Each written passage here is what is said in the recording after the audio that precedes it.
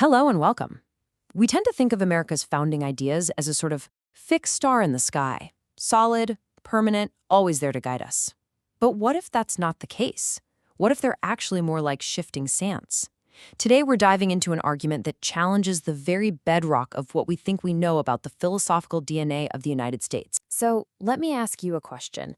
When you think about the philosophy behind, say, the Declaration of Independence, who comes to mind?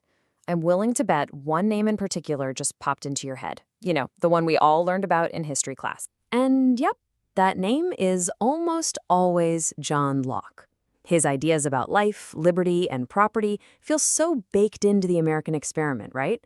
It's easy to see him as the main, if not the only, intellectual architect. But, and this is a huge but, what if that common answer is missing the bigger picture?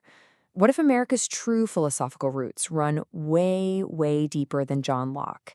We're talking about a tradition that stretches back not just a few centuries, but literally millennia. Okay, so to get our heads around this, you have to understand that this whole thing really comes down to a fundamental clash.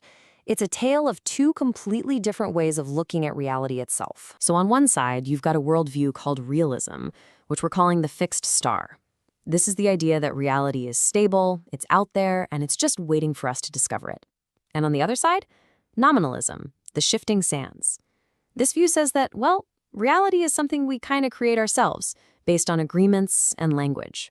Getting this difference is absolutely key to the whole story. Let's start with Team Realism, the philosophy that this paper argues is America's actual foundation. And to do that, believe it or not, we have to go all the way back to ancient Greece. So, metaphysical realism, what is it? At its heart, it's the belief that the world is what it is, whether we're here to think about it or not. You know, a rock is a rock, a tree is a tree. But for a realist, it goes deeper. Concepts like justice, goodness, or even human nature are just as real. They aren't just our opinions. They are real things we can discover and understand. And this brings us to a huge idea from Aristotle called telos, which is just a fancy word for purpose or end goal. Think about it. An acorn has an built-in purpose. Its destiny, if you will, is to become an oak tree. It's not going to become a rose bush or a squirrel. For Aristotle, everything in nature, including us humans, has a specific design, a purpose.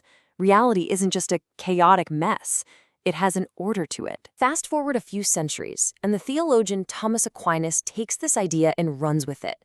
He basically fuses Aristotle's ordered universe with a Christian worldview, creating this incredible vision, a sort of ladder of existence. You've got non-living stuff at the bottom, then plants, then animals, then us humans with our rational souls, all the way up to angels, and, at the very top, God. In this universe, everything and everyone has a proper place, and morality is written right into the fabric of creation. Okay, so we've got ancient Greeks and medieval theologians. How on earth does that connect to Thomas Jefferson and 18th century America? Well, the bridge, surprisingly, was built in Scotland. This is where a movement called Scottish common sense realism comes in. Thinkers like Thomas Reid pushed back hard against the really skeptical ideas of their day. They argued that, look, we're born with certain basic understandings. We're wired by nature to know that the world outside our heads is real. And crucially, we're also born with a moral sense. You don't have to be a genius to know some things are right and some are wrong. This was a massive influence on the American founders, especially Jefferson. And all of this ancient and early modern thought, it came together to form what the paper calls the original American epistemology.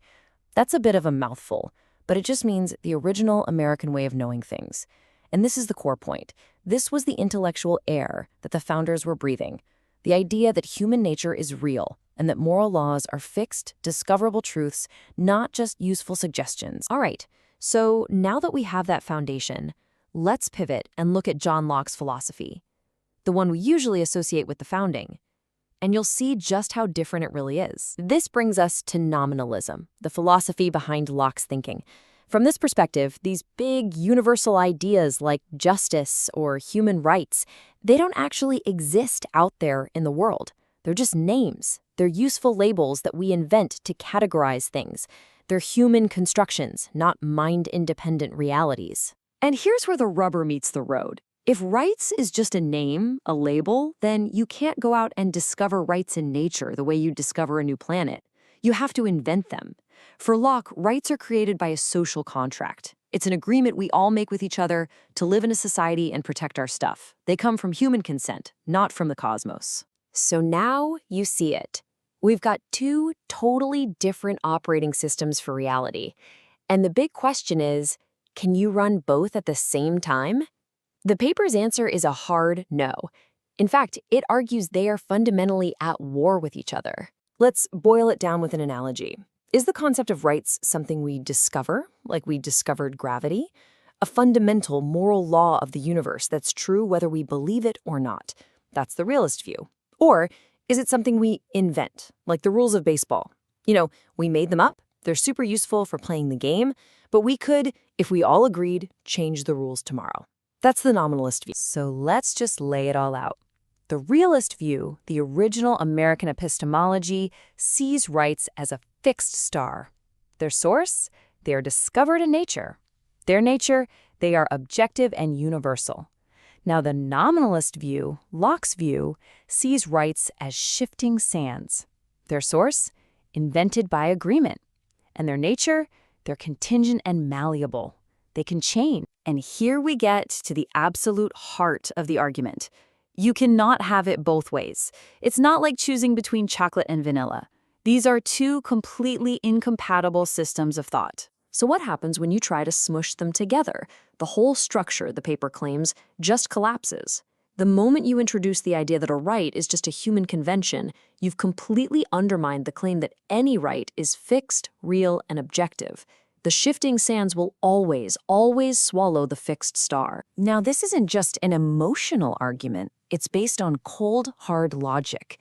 It goes all the way back to Aristotle's most basic rule, the principle of non-contradiction. A thing cannot be and not be at the same time in the same way. It's literally the foundation of all rational thought. And if we apply that simple principle here, the conflict becomes razor sharp. A right simply cannot be, at the same time, a fixed discovered objective truth and a flexible, invented human agreement. It has to be one or the other. You have to pick a team. And that leaves us with one final and pretty challenging question for today.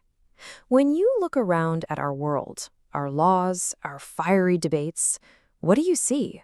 Is our modern understanding of rights built on that fixed star that the founders might have believed in? Or have we found ourselves standing on shifting sands?